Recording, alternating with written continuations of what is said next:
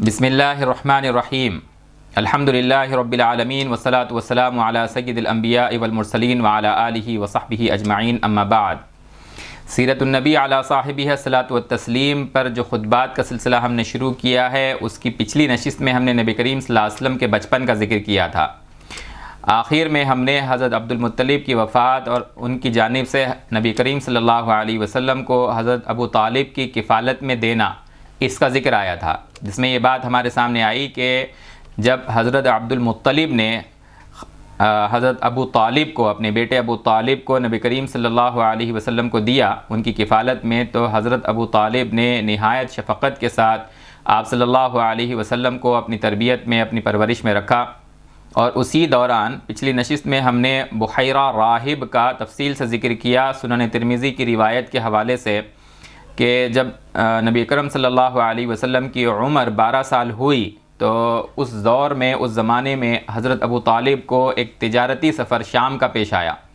اور جب حضرت ابو طالب نے اس سفر میں جانے کا ارادہ کیا تو نبی کریم صلی اللہ علیہ وسلم کو غمگین دیکھ کر انہوں نے آپ صلی اللہ علیہ وسلم کو اپنے ساتھ لے لیا۔ جس قریش کے قافلے میں نبی صلی اللہ علیہ وسلم اور حضرت ابو طالب ساتھ تھے، جب وہ قافلہ بصرہ کے مقام پر پہنچا، شام میں دمشق سے باہر جو شہر بصرہ تھا، اس زمانے کا بہت بڑا تجارتی مرکز، تجارتی منڈیاں وہاں پر لگتی تھیں، تو وہاں کچھ فاصلے پر راستے میں ایک صومعہ، ایک جو ہے بحیرہ راہب کا مرکز تھا، اور عام طور پر یہ بات مشہور تھی کہ وہ راہب اپنے کٹیا سے باہر نہیں آتا ہے، لیکن اس قافلے کی آمد پر وہ باہر آیا اور اس نے نبی کریم صلی اللہ علیہ وسلم کو اس میں تلاش کیا، آپ صلی اللہ علیہ وسلم سے بات چیت کی اور قافلے والوں سے پوچھا کہ ان کے سرپرست کون ہیں، اور تو حضرت ابو طالب نے کہا کہ میں ہوں۔ تو اس وقت بحیرہ نے حضرت ابو طالب سے کہا کہ یہ جو ہے خاتم النبیین ہیں، جو نبی کی حیثیت سے مبعوث ہونے والے ہیں۔ اسی روایت میں یہ بھی مذکور ہے کہ اسی وقت شام سے کچھ عیسائی فوجی آ گئے تھے اور انہوں نے بھی نبی کریم صلی اللہ علیہ وسلم کو تلاش کرنے کی کوشش کی، تو بحیرہ راہب نے ان کو سوالات کیے ان سے کہ کیوں تلاش کر رہے ہو، تو انہوں نے کہا کہ ہمیں ہمارے کاہنوں نے یہ اطلاع دی ہے کہ اس وقت یہاں پر نبی آخر الزماں آنے والے ہیں اور ان کو ہمیں پکڑ کر لے جانا ہے۔ تو بحیرہ راہب نے ان کو ڈائیورٹ کیا یہ کہہ کر کہ جس ہستی کا ظہور یقینی ہے اس کو تم کیسے روک سکتے ہو، اور اس وقت یہ نبی کریم صلی اللہ علیہ وسلم کو ان سے چھپایا، اور ابو طالب کو انہوں نے نصیحت کی کہ ان کو فوراً یہاں سے بھیجو کیونکہ ان کی جان کو خطرہ ہے۔ یہ بھی منقول ہے کہ ابو طالب نے نبی کریم صلی اللہ علیہ وسلم کو حضرت ابو بکر اور حضرت بلال رضی اللہ عنہما کے ساتھ واپس بھجوا دیا، یہ جو روایت میں ہے، اور اس طرح کے دیگر اور امور۔ اس کی بنیاد پر بعض محدثین نے اس روایت پر سخت تنقید کی ہے۔ امام ذہبی اور ابن کثیر نے اس روایت کو جو ہے خاص طور سے امام ذہبی نے موضوع تک قرار دیا اور کہا کہ بلال جو ہیں وہ اس وقت تک ابھی پیدا بھی نہیں ہوئے تھے، اور حضرت ابو بکر جو ہیں وہ بڑی مشکل سے شاید اس وقت ان کی عمر 10 سال ہوگی، کیونکہ حضرت ابو بکر کی عمر نبی کریم صلی اللہ علیہ وسلم سے 2 سال چھوٹی تھی۔ تو اس سفر میں حضرت ابو بکر اور حضرت بلال کا جو ذکر ہے روایت میں، اس بنیاد پر محدثین نے کہا کہ یہ روایت قابل اعتنا نہیں ہے۔ اسی طریقے سے اس روایت پر اس اعتبار سے بھی رد کیا گیا ہے کہ یہود و نصارہ نے، خاص طور سے مستشرقین نے، اس روایت کی بنیاد پر انہوں نے یہ الزام رکھا کہ حضور صلی اللہ علیہ وسلم نے جو کچھ بنی اسرائیل سے متعلق معلومات حاصل کیں، اس کا منبع اور سرچشمہ جو ہے وہ بحیرہ راہب ہے۔ آپ صلی اللہ علیہ وسلم نے اس 10 سال 12 سال کی عمر میں بنی اسرائیل کی تمام تفصیلات کو بحیرہ راہب سے سیکھا، اور اس کے 30 برس بعد، نبوت کے دعوے کے بعد جو ہے وہ قرآن کی شکل میں اس کو پیش کر دیا۔ اگر ہم سورہ قرآن مجید کی صورتوں کا مطالعہ کریں گے تو ہمیں پتہ چلے گا کہ سورہ بقرہ مثلا یہود کے ذکر سے بھری ہوئی ہے۔ یا بنی اسرائیل اذکروا نعمتی التی انعمت علیکم واوفوا بعہدی، یہاں سے جو سلسلہ چل رہا ہے، تو بالکل پورے ایک پارے کے ختم پر پھر یا بنی اسرائیل اذکروا نعمتی التی انعمت علیکم انی فضلتکم علی العالمین، پہلے بھی انی فضلتکم ہے، پھر بعد میں حضرت ابراہیم کے ذکر کے وقت بھی جو ہے یہ ذکر موجود ہے۔ یہ تقریباً جو ہے 10 صورتوں سے زائد پورے بنی اسرائیل کی تاریخ کا جس کے اندر ذکر ہے۔ پھر ہم سورہ آل عمران دیکھتے ہیں تو وہاں پر جو ہے حضرت عیسیٰ اور نصارہ اور اسی طریقے سے جو ہے حضرت یحییٰ، حضرت زکریا، امرأۃ عمران اور ان کی تفصیلات کا اس میں ذکر ہے۔ حضرت موسیٰ علیہ السلام کے قصے، حضرت ابراہیم کے قصے، اسی طریقے سے جو ہے فرعون و موسیٰ کا جو سلسلہ ہے قرآن مجید میں متعدد موقعوں پر اس کو ذکر کیا گیا ہے، طالوت و جالوت کا واقعہ، حضرت داؤد اور سلیمان کا واقعہ، اور پھر اخیر میں حضرت عیسیٰ علیہ السلام کا واقعہ۔ یہ کہنا چاہتے ہیں کہ قرآن مجید نے ان واقعات کی جو تفصیل ذکر کی ہے نبی کریم صلی اللہ علیہ وسلم کو در حقیقت یہ اسی بحیرہ راہب سے معلوم ہوا تھا۔ ان کو اس اعتراض اور اس الزام کے وقت اتنی بھی نہیں سوچتی ہے کہ قرآن مجید کا جو اعجازی کلام ہے اور اس کے اندر واقعات کی جو صحت کے ساتھ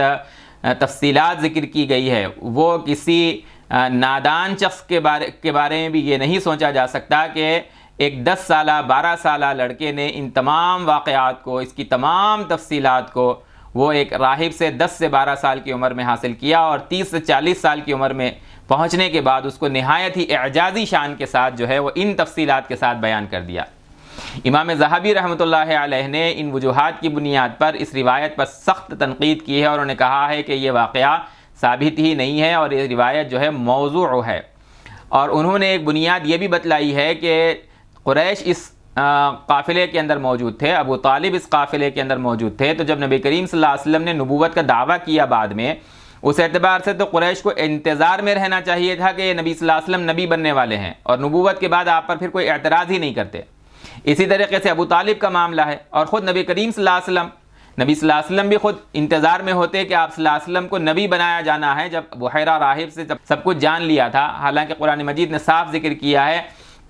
كذلك أوحينا إليك روحا من أمرنا ما كنت تدري ما الكتاب ولا الإيمان ولكن جعلناه نورا نهدي به من نشاء من عبادنا وإنك لتهدي إلى صراط مستقيم۔ سورۃ الشورى کی یہ آیت ہے، ما كنت تدري ما الكتاب ولا الإيمان۔ نبوت سے پہلے آپ صلی اللہ علیہ وسلم کے خیال میں بھی یہ بات نہیں گزری کہ آپ صلی اللہ علیہ وسلم پر کتاب نازل کی جائے گی یا نبی بنایا جائے گا۔ یہی حال حضرت خدیجہ اور ورقہ ابن نوفل کا ہے کہ قریش کو اگر یہ ایک غیر معمولی واقعہ نبی صلی اللہ علیہ وسلم کے ساتھ اگر پیش آ چکا ہوتا تو آپ صلی اللہ علیہ وسلم کی نبوت سے جو اجنبیت کا اظہار ہے اور حضرت خدیجہ کی جو تسلی ہے، یہ تمام باتیں پیش ہی نہیں آتی اگر بحیرہ راہب کی جانب سے آپ صلی اللہ علیہ وسلم کی پہلے سے تصدیق ہو چکی ہوتی کہ آپ صلی اللہ علیہ وسلم کو نبی بننا ہے۔ قرآن مجید کی اس صریح نص کے بعد ما کنت تدری ما الکتاب ولا الایمان، یہ بات صاف اور واضح ہے کہ آپ صلی اللہ علیہ وسلم کو پہلے سے اپنی نبوت کا اور آپ پر وحی نازل ہونے کا اور آپ پر کتاب نازل ہونے کا کوئی شائبہ تک نہیں تھا۔ ایک بات ہمیشہ ذہن میں رہنی چاہیے کہ حلال و حرام سے متعلق جو کتب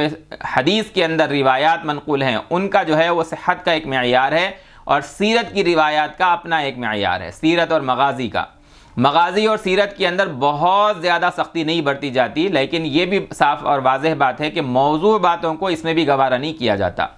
گو کہ یہ روایت سنن ترمذی میں منقول ہے، لیکن اس کے جو بعض اجزاء ہیں، ان اجزاء کی بنیاد پر جو ہے یہ کہا جا سکتا ہے، جیسا کہ امام ذہبی نے خود کہا ہے کہ یہ روایت جو ہے وہ قابل قبول نہیں ہے۔ بہرحال ہم نے اس موضوع کے اوپر جو ہے وہ پچھلی نشست کے اندر تفصیل بیان کی۔ بعض محدثین نے اس کو اس کی سندی قوت کی بنیاد پر قبول بھی کیا ہے۔ اس پر جو نقد کیا گیا ہے اس کے درایت کے اعتبار سے، اس کے بجائے اس کی روایت اور اس کی سند کی بنیاد پر بعض محدثین نے اس کو قبول بھی کیا ہے، اور کہا کہ اس کے اندر وہ واقعات جو مدرج محسوس ہوتے ہیں اس کو نکال دیا جائے، ورنہ پھر یہ روایت قابل قبول ہے۔ اس کی تفصیلات ہم نے پچھلی نشست کے اندر بیان کر دی ہیں۔ اگلا جو ہمارا موضوع ہے وہ ہے نبی کریم صلی اللہ علیہ وسلم کی عمر کے ساتھ ساتھ آپ کا بچپن ہم نے ذکر کیا، تقریباً 12 سال کی عمر تک کا یہ واقعہ ہم نے پھر ذکر کیا حضرت ابو طالب کی کفالت میں رہتے ہوئے۔ اس کے بعد نبی کریم صلی اللہ علیہ وسلم کی عمر کا جو آگے کا سفر ہے، اس میں ہمیں سیرت میں یہ ملتا ہے کہ آپ صلی اللہ علیہ وسلم میں عمر کے ساتھ ساتھ آپ کے اندر بے پناہ وقار کا اضافہ ہوتا جاتا ہے۔ اگر ہم دیکھتے ہیں تو بنو سعد بن بکر کے اندر ہی آپ صلی اللہ علیہ وسلم کے وقار پر جو ہے حلیمہ سعدیہ کے رضی اللہ تعالی عنہا کے خاندان والے، قبیلے والے وہ حیرت کا اظہار کیا کرتے تھے، اور جیسے جیسے آپ کی عمر بڑھتی گئی آپ صلی اللہ علیہ وسلم کے اس وقار میں بے پناہ اضافہ ہوتا گیا۔ اور ایک اور چیز کہ انبیاء علیہ السلام کا معاملہ یہ ہے کہ وہ عمر کے ہر حصے میں جو ہے دین کے بنیادی اخلاق کے اصول پر قائم رہتے ہیں۔ یہ انبیاء علیہ السلام کا اصول ہے۔ ان کی زندگی کے بارے میں یہ ایک حقیقت ہے کہ ایسا کبھی ممکن ہی نہیں ہے، جیسے کہ ہوتا ہے کہ اولیاء اور انبیاء کے درمیان فرق کیا ہے۔ اولیاء جو اللہ تبارک و تعالیٰ کی ولایت کے منصب پر بعض غیر انبیاء پہنچتے ہیں تو ان کی زندگیوں میں سے بعض کے بارے میں ممکن ہے کہ ان کی ابتدائی زندگی کے اندر وہ معیار صالحیت کا نہ ہو، یا ہو سکتا ہے کہ وہ جو ہے گناہوں کی زندگی کے اندر رہے ہوں اور بعد میں انہیں توبہ کی توفیق ملی ہو، اور پھر وہ جو ہے اللہ تعالیٰ کے ایسے نیک بندے بنے کہ اللہ تعالیٰ کے جو ہے مقرب بندوں کے اندر وہ شامل ہو گئے۔ لیکن انبیاء کا معاملہ جدا ہے۔ انبیاء علیہ السلام کا معاملہ ایسا نہیں ہے، وہ اپنی زندگی کے بالکل آغاز سے انتہائی صالحیت کے مقام پر فائز ہوتے ہیں، اور ان کی دونوں زندگیوں کے اندر یعنی نبوت کی پہلے والی زندگی اور نبوت کے بعد والی زندگی کے اندر کوئی تضاد نہیں ہوتا۔ ان کی زندگیوں کے آغاز کے اندر منفی جذبات کا کوئی موقع نہیں ہوتا، نہایت پاک اور پاک باز وہ اپنے آغاز سے ہوتے ہیں۔ چنانچہ آپ صلی اللہ علیہ وسلم کے تمام خاندان والے، آپ صلی اللہ علیہ وسلم کا قبیلہ، اہل مکہ مکمل ان کے آپ صلی اللہ علیہ وسلم ان کی آنکھ کا تارا تھے۔ آپ سبھی کی فلاح اور بہبود کے متمنی رہتے تھے، خواہش مند رہتے تھے کہ آپ جو ہے وہ سبھی کے ساتھ بھلائی کا معاملہ کریں، ان کے جو ہے کام میں آئیں، سب کے ساتھ خیر خواہ رہیں۔ اور یہی وجہ ہے کہ پورا شہر، پوری بستی، قبیلہ اور دیگر اور قبائل جو آپ صلی اللہ علیہ وسلم کو جانتے تھے وہ آپ صلی اللہ علیہ وسلم سے ٹوٹ کر محبت کرتے تھے، محبت رکھتے تھے۔ یہ آپ صلی اللہ علیہ وسلم کا بالکل ابتدا سے معاملہ تھا۔ اور جب آپ عمر میں بڑے ہوئے تو آپ صلی اللہ علیہ وسلم نے اپنے لیے ذریعہ معاش کو اختیار کیا۔ کم عمری سے ہی نبی کریم صلی اللہ علیہ وسلم کے اندر ذمہ داریوں کا احساس تھا۔ آپ صلی اللہ علیہ وسلم کبھی حضرت ابو طالب پر بوجھ نہیں بنے، بلکہ آپ صلی اللہ علیہ وسلم نے جیسے نبوت کے بعد کسب معاش کے لیے تعلیم دی دوسروں کو کہ اپنے لیے جو ہے وہ معاش کے ذریعے کو اختیار کرو۔ حضرت مقدام رضی اللہ تعالی عنہ رسول اللہ صلی اللہ علیہ وسلم سے نقل کرتے ہیں کہ آپ صلی اللہ علیہ وسلم نے فرمایا ما اکل احد طعاما قط خیرا من ان یاکل من عمل یدہ، کہ کسی شخص نے اس سے بہتر اپنے لیے کوئی رزق حاصل نہیں کیا جو وہ خود اپنے ہاتھ کی محنت سے حاصل کرتا ہے۔ اور نبی کریم صلی اللہ علیہ وسلم نے فرمایا پھر حضرت داؤد کی مثال دیتے ہوئے کہ وَإِنَّ نَبِيَّ اللَّهِ داؤد علیہ السلام كَانَ يَأْكُلُ مِنْ عَمَلِ يَدِهِ۔ صحیح بخاری میں امام بخاری رحمۃ اللہ علیہ نے حضرت مقدام رضی اللہ تعالی عنہ کی اس حدیث کو نقل کیا ہے کہ انبیاء علیہ السلام اپنی محنت سے اپنے لیے رزق کو حاصل کرتے تھے، اپنے ہاتھ سے محنت کرتے تھے، کسب معاش کے لیے جو ہے وہ محنت کرتے تھے۔ اور اس کے لیے نبی کریم صلی اللہ علیہ وسلم نے بالکل آغاز سے حضرت ابو طالب سے اجازت چاہی کہ آپ صلی اللہ علیہ وسلم کوئی معاش کا ذریعہ اختیار کرنا چاہتے ہیں۔ شروع میں حضرت ابو طالب نے آپ صلی اللہ علیہ وسلم کو ایسا کوئی ذریعہ اختیار کرنے سے منع کیا، شفقت کی بنیاد پر، محبت کی بنیاد پر کہ آپ کو ابھی اس کی کیا ضرورت ہے۔ لیکن پھر حضرت ابو طالب نے نبی کریم صلی اللہ علیہ وسلم کے اصرار پر آپ صلی اللہ علیہ وسلم کو اس کی اجازت دے دی۔ آپ صلی اللہ علیہ وسلم نے کسب معاش کے لیے گلہ بانی کو یعنی بکریاں چرانے کو اختیار کیا، اور بکریاں چرانا قدیم زمانے سے جو ہے وہ معزز پیشہ رہا ہے۔ شاید کچھ لوگوں کو یہ حیرت میں ڈالے، لیکن قرآن مجید نے خود کہا ہے وَالْأَنْعَامَ خَلَقَهَا لَكُمْ فِيهَا دِفْءٌ وَمَنَافِعُ وَمِنْهَا تَأْكُلُونَ وَلَكُمْ فِيهَا جَمَالٌ حِينَ تُرِيحُونَ وَحِينَ تَسْرَحُونَ۔ قرآن کہتا ہے کہ جب تم اپنے مویشیوں کو لے کر جو ہے وہ اپنے گھروں سے صبح کو نکلتے ہو اور شام میں ان کو واپس گھروں کو لے کر آتے ہو، اس کے اندر تمہارے لیے ایک خوبصورتی ہے، فیہا جمال، یہ قرآن مجید کا ارشاد ہے۔ عربوں کے اندر جو ہے بکریاں چرانا یہ شرفاء اور امراء کا پیشہ تھا۔ شرفاء اور امراء اپنے بچوں سے یہ کام لیا کرتے تھے، اور شرفاء اور امراء کے بچے جو ہے وہ بھیڑ بکریاں چراتے تھے اس کو کسب معاش کے طور پر بھی اختیار کرتے تھے۔ لیکن اس کے اندر ایک اور خاصیت ہے، ایک اور خصوصیت ہے کہ بکریوں کے چرانے کے اندر بہت ساری حکمتیں ہیں۔ ہم قرآن مجید میں دیکھتے ہیں حضرت موسیٰ علیہ السلام کا ذکر، تو وہاں بھی ذکر ہے کہ وہ جو ہے بکریاں چراتے تھے۔ انبیاء علیہ السلام کے بارے میں خود نبی کریم صلی اللہ علیہ وسلم نے فرمایا کہ صرف حضرت موسیٰ نہیں بلکہ بہت سارے انبیاء، بلکہ تمام ہی انبیاء نے جو ہے اللہ تبارک و تعالیٰ نے ان سے یہ کام لیا ہے۔ ما بعث اللہ نبیا الا رعى الغنم، ما بعث اللہ نبیا الا رعى الغنم۔ تو صحابہ کرام نے پوچھا یا رسول اللہ آپ، وانت یا رسول اللہ؟ قال نعم كنت ارعاها على قراريط لاهل مکہ، یعنی کوئی نبی ایسے نہیں گزرے جنہوں نے بکریوں کو نہ چرایا ہو۔ تو صحابہ نے پوچھا یا رسول اللہ آپ کے بارے میں کیا بات ہے؟ تو آپ صلی اللہ علیہ وسلم نے فرمایا میں بھی کنت ارعاها على قراريط لاهل مکہ، اہل مکہ کی جو ہے ان سے معاہدے کی بنیاد پر جو ہے بکریاں میں چراتا تھا، چند قراریط معاوضے کے بدل میں۔ امام بخاری رحمۃ اللہ علیہ نے اس حدیث کو نقل کیا ہے۔ قراریط یہ قیرات کی جمع ہے، سونے چاندی کو جو وزن کیا جاتا ہے تو اس کی جو اکائی ہے، جیسے کہ ہم آج کے زمانے کے اندر جو ہے وہ جو وزن کیا جاتا ہے وہ گرام جو ہے سب سے ہلکی اکائی ہے، تو اس زمانے میں دینار اور درہم گنے جاتے تھے، تو درہم کا 12واں حصہ جو ہے یہ قیرات ایک اکائی کے طور پر جو ہے وہ اس زمانے میں متداول تھا، لوگوں کے درمیان عام تھا۔ جیسے کہ ہمارے پاس پیسے ہوا کرتے تھے، 1 روپیے کے اندر جو ہے وہ 16 آنے ہوتے ہیں، تو اس طرح کی جو تقسیم ہے، درہم کے اندر جو 12 قیرات ہوتے تھے، ایک قیرات جو ہے وہ درہم کی 12ویں اکائی ہوتا تھا۔ تو آپ صلی اللہ علیہ وسلم مکہ کے جو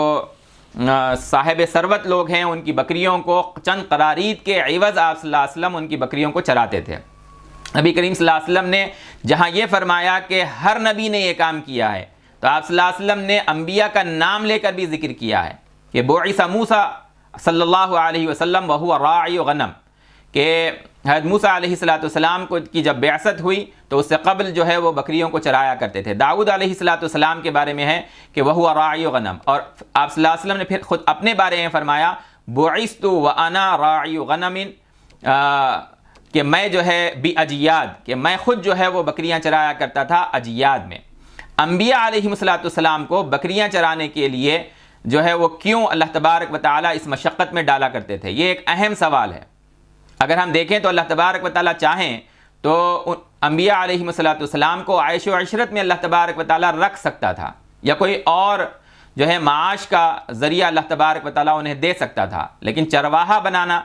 خاص طور سے بکریوں کے چرانے کا جو ہے نبی کریم صلی اللہ علیہ وسلم نے ذکر کیا ہے، تو اس کی وجہ کیا ہے؟ اس کی بہت ساری حکمتیں جو ہیں وہ بیان کی گئی ہیں۔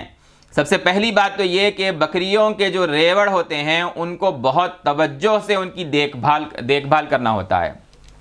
اسی طریقے سے اگر ان کی صحیح طور پر دیکھ بھال نہ کی جائے تو پھر وہ ضائع ہو جاتے ہیں۔ رائی جو ہے، چرواہا جو ہے، وہ اپنے ریوڑ سے دور نہیں جا سکتا۔ اگر وہ دور چلا جائے گا، ان سے غفلت برتے گا تو پھر جو ہے اس کے ریوڑ کو نقصان پہنچ سکتا ہے۔ اسی طریقے سے بکریوں کے چرانے میں ان کے ریوڑوں کی حفاظت کرنے کے اندر رائی جو ہوتا ہے، چرواہا جو ہوتا ہے، وہ ان کو نقصان نہ پہنچ جائے، ان کی جو حفاظت کرتا ہے، اس کوشش کے اندر وہ کافی بہادر اور شجاع بنتا ہے۔ اس کی تربیت اس کو ملتی ہے کہ جانور جو ہیں، دوسرے درندے جو ہیں، وہ اس کے بکریوں کو نقصان نہ پہنچائیں۔ اسی طریقے سے بکریوں کے چرانے کے اندر نرم مزاجی پیدا ہوتی ہے۔ چرواہا جو ہے وہ باوقار ہوتا ہے، نرمی اس کے اندر جو ہے وہ آتی ہے۔ اونٹوں کے چرواہے کے بارے میں روایات میں ہے، نبی کریم صلی اللہ علیہ وسلم نے فرمایا کہ جو اونٹ جو ہے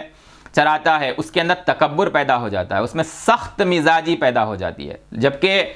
بکریوں کے چرانے والے کے اندر جو ہے وہ نرمی ہوتی ہے۔ یہ وہ حکمتیں ہیں کہ نبی کریم صلی اللہ علیہ وسلم کو آگے امت کو تیار کرنا ہے، تو آپ کے اندر جو ہے ان کی تربیت کے لیے صبر ہو۔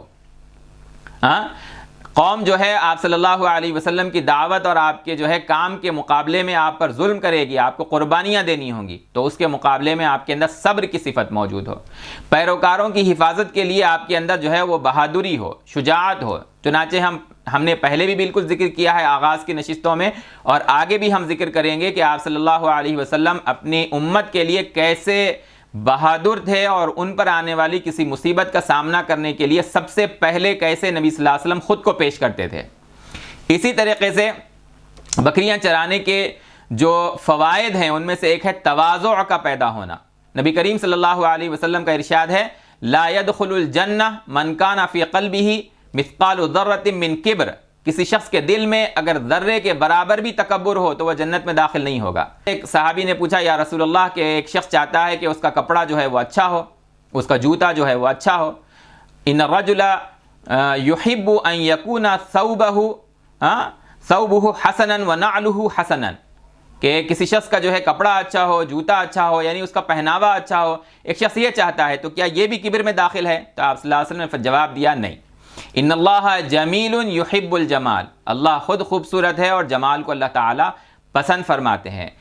کبر کیا ہے؟ بطر الحق وغمط الناس، آپ حق جو ہے وہ قبول نہ کرنا چاہیں، حق بات کو آپ رد کر دیں، حق بات کو قبول کرنے کے بجائے آپ جو ہے اس کے مخالفت میں ڈٹ جائیں، یہ تکبر ہے۔ اور لوگوں کی تحقیر کرنا یہ جو ہے وہ تکبر ہے۔ یہ حدیث حضرت عبداللہ ابن مسعود رضی اللہ تعالی عنہ سے منقول ہے اور صحیح مسلم میں امام مسلم رحمۃ اللہ علیہ نے اس کو نقل کیا ہے۔ تو بکریوں کے چرانے کے ذریعے سے ایک بندے کے اندر سے جو ہے وہ تواضع پیدا ہوتا ہے اور نرمی اس کے اندر پیدا ہوتی ہے۔ یہی تواضع ہے کہ نبی کریم صلی اللہ علیہ وسلم کی زندگی میں ہم کو اس کا اثر دکھائی دیتا ہے۔ آپ نے نہایت سادہ زندگی گزاری۔ آپ صلی اللہ علیہ وسلم جب لوگوں میں ہوتے تو اپنے لیے کوئی خصوصی نشست کے لیے جو اہتمام نہیں فرماتے، صحابہ کو آپ اپنے لیے کھڑے ہونے سے آپ صلی اللہ علیہ وسلم منع کرتے۔ اگر ہم آپ صلی اللہ علیہ وسلم کے کھانے کی صفت دیکھتے ہیں تو آپ ایسے بیٹھتے جس کے بارے میں آپ فرماتے ہیں کہ میں ایسے کھانا چاہتا ہوں کہ اس کیفیت سے بھی جو ہے عبدیت کا اظہار ہو۔ یہ جو ہے تواضع کی کیفیت اس پریکٹس کے اندر، گلہ بانی کے اندر، بکریاں چرانے کے اندر جو ہے انبیاء علیہ السلام کو جو یہ پیشہ دیا گیا اس کی یہ حکمت بھی موجود تھی۔ اسی طریقے سے شفقت اور رحمت پیدا ہونا، نبی کریم صلی اللہ علیہ وسلم کے اندر نہایت جو ہے نرمی، شفقت اور امت کے لیے رحمت آپ صلی اللہ علیہ وسلم کے مزاج اور آپ کے جو ہے اخلاق اور کردار کے اندر تھی۔ اللہ تعالیٰ نے خود فرمایا ما ارسلناک الا رحمۃ للعالمین، اور اسی طریقے سے خود رسول اللہ صلی اللہ علیہ وسلم کا ارشاد ہے لا یرحم اللہ من لا یرحم الناس، کہ اللہ تعالیٰ ایسے کسی شخص کے اوپر رحم نہیں فرماتے جو لوگوں کے اوپر رحم نہیں کرتا۔ اور اللہ کے رسول صلی اللہ علیہ وسلم نے فرمایا الراحمون یرحمہم الرحمن، جو لوگوں کے ساتھ رحم کا معاملہ کرتے ہیں رحمان ان پر جو ہے وہ رحم کرتا ہے۔ ارحموا من فی الارض یرحمکم من فی السماء، تم اگر زمین والوں کے اوپر رحم کرو گے تو آسمان والا جو ہے وہ تم پر رحم کرے گا۔ نبی کریم صلی اللہ علیہ وسلم اور انبیاء کو یہ جو کام دیا گیا تھا کہ نبوت سے پہلے وہ بکریاں چراتے، یہ پیشہ اختیار کرتے، اس کی حکمت ایک یہ بھی تھی کہ ان کے اندر رحم کا مادہ جو ہے وہ پیدا ہو جائے، کیونکہ بکریوں کے چرواہے کے اندر اگر سختی ہو تو پھر جو ہے وہ کسی کا ہاتھ ٹوٹے گا، کسی کا پیر ٹوٹے گا اور جو ہے وہ ان کا نقصان کرتا چلا جائے گا، جبکہ اس پریکٹس کے اندر ایک بندے کے اندر، ایک چرواہے کے اندر جو ہے وہ رحمت کا مادہ پیدا ہوتا ہے۔ اسی طریقے سے نبی کریم صلی اللہ علیہ وسلم اور انبیاء کو یہ پیشہ جو دیا گیا اس کے اندر ایک غرض یہ بھی تھی، اور یہ تمام پیشوں کے اندر بات ہے کہ محنت سے اپنی روزی کمائی جائے۔ یہ جذبہ جو ہے انبیاء علیہ السلام کے اندر نبوت سے پہلے ذمہ داری کا احساس جو ہے وہ بھرپور شکل میں ہوتا تھا۔ داعی جو ہو، دین کا داعی، اسلام کا داعی، اس کے اندر خودداری ہو، اس کے اندر وقار ہو۔ انبیاء علیہ السلام کی زبان سے بار بار دہرایا گیا ہے، جس کو سورۃ الشعراء میں کئی انبیاء کی زبانی یہ کہلوایا گیا ما اسألکم علیہ من اجر، کہ جو اسلام کی دعوت وہ دے رہے ہیں اس پر وہ کسی اجرت کے طلبگار نہیں ہیں۔ ان کی جو اجرت ہے، ان کا جو بدل ہے، ان اجریہ الا علی رب العالمین، وہ رب العالمین کی طرف سے انہیں ملے گا۔ سورۃ الشعراء میں حضرت نوح کی زبانی یہ کہلوایا گیا، حضرت ہود کی زبانی یہ کہلوایا گیا، حضرت صالح کی زبانی یہ کہلایا گیا، حضرت لوط کی زبانی یہ کہلوایا گیا، حضرت شعیب کی زبانی یہ کہلوایا گیا۔ سب اپنی قوموں سے یہی کہتے کہ ہم اپنی دعوت اور جو اسلام تمہارے سامنے پیش کر رہے ہیں، اللہ تبارک و تعالیٰ کی طرف جو بلا رہے ہیں، اس کے اوپر ہم تم سے کسی اجرت کے طلبگار نہیں ہیں، بلکہ ہماری اجرت تو جو ہے وہ اللہ تبارک و تعالیٰ کے ذمے ہے، اللہ تبارک و تعالیٰ سے ہم اس کے طلبگار ہیں۔ اور انبیاء علیہ السلام کے اندر محنت کر کے اپنے ہاتھوں سے اپنی معاش کو جو ہے وہ حاصل کرنے کا جذبہ ہوا کرتا تھا، اور وہ اسی کے لیے محنت کرتے تھے۔ یعنی انبیاء علیہ السلام خود محنت کرتے۔ نہ صرف خود محنت کرتے، ہمیں نبی کریم صلی اللہ علیہ وسلم کے بارے میں صاف واضح ملتا ہے، میں نے اس سے پہلے بھی اس کو ذکر کیا، ولید ابن مغیرہ کا واقعہ، کہ آپ صلی اللہ علیہ وسلم نہ صرف خود اپنے لیے کماتے تھے بلکہ دوسروں کے لیے مستقل مسلسل کماتے تھے آپ صلی اللہ علیہ وسلم۔ نبوت سے پہلے ولید ابن مغیرہ اپنے ساتھیوں کے درمیان جب وہ بازار کے اندر اپنے مال کو بیچنے کے لیے بیٹھا ہوتا تو ایک موقع پر اس نے کہا کہ بتاؤ ہم میں سے سب سے کامیاب تاجر کون ہے؟ پھر اپنے ساتھیوں کو خود ہی جواب دیا کہ ہم میں سب سے کامیاب تاجر جو ہیں وہ محمد ہیں صلی اللہ علیہ وسلم۔ وہ آتے ہیں بازار میں اپنا مال لے کر، زوال سے پہلے پہلے اپنے مال کو بیچ کر وہ نکل جاتے ہیں، اور ہم ہیں کہ غروب آفتاب تک جو ہے اپنا مال لے کر بیٹھے رہتے ہیں، اور پھر اپنے مال کو جو ہے وہ ہم سمیٹتے ہیں اور گوداموں میں لے جا کر رکھتے ہیں۔ تو سب سے کامیاب کون ہوا؟ لیکن اس کے باوجود ان کے اندر مالداری کا اثر، تمول کا اثر دکھائی نہیں دیتا، ہاں، کہ وہ مالدار ہیں، ان کے گھر سے، ان کے رہن سہن سے، ان کے لباس سے اور ان کے دیگر اور جو ہے زندگی کے جو آثار ہیں اس میں دکھتا نہیں کہ وہ مالدار ہیں اور سب سے کامیاب تاجر ہیں۔ اور پھر میں نے اس کی خود تحقیق کی۔ ایک دن میں نے دیکھا کہ محمد جب بازار سے نکلے تو میں بھی پیچھے ہو گیا،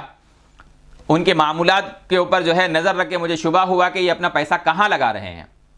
تو آپ صلی اللہ علیہ وسلم بازار سے اپنا مال بیچنے کے بعد، اپنی تجارت ختم کرنے کے بعد مکے کی گلیوں میں جا کر کسی گھر کو کھٹکھٹایا، وہاں سے جو ہے کوئی بوڑھی عورت ہے تو اس کی ضرورت کو پوچھا، پھر بازار آئے، لے جا کر اس کو اس کی ضرورت دی، کسی معذور کی اسی طرح مدد کی، ہاں، اس طرح سے ضرورت مندوں کی آپ صلی اللہ علیہ وسلم مستقل مدد کیا کرتے تھے۔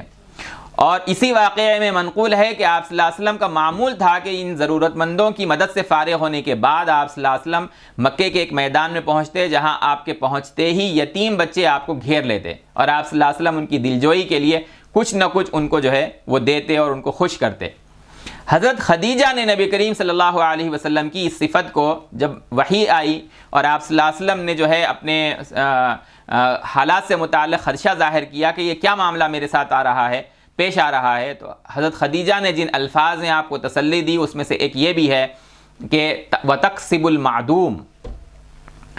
کہ آپ جو ہے جن لوگوں کے پاس کوئی وسائل نہیں ہیں ان کے لیے آپ کماتے ہیں، ان کو آپ کما کر دیتے ہیں، تو پھر آپ کو جو ہے کسی قسم کے خدشے کا شکار نہیں ہونا چاہیے۔ یہ حضرت خدیجہ کی جو نبی کریم صلی اللہ علیہ وسلم سے متعلق جو تسلی کے جو الفاظ ہیں وہ نہایت غیر معمولی ہیں۔ یعنی آپ صلی اللہ علیہ وسلم اپنے لیے ہی نہیں بلکہ دوسروں کے لیے بھی کماتے تھے، ان کی ضروریات کو پورا کرنے کے لیے۔ تو بہرحال انبیاء علیہ السلام کو اللہ تبارک و تعالیٰ نے جو یہ کام دیا بعثت سے پہلے، نبی اور رسول بنائے جانے سے پہلے، کہ وہ بکریاں چرائیں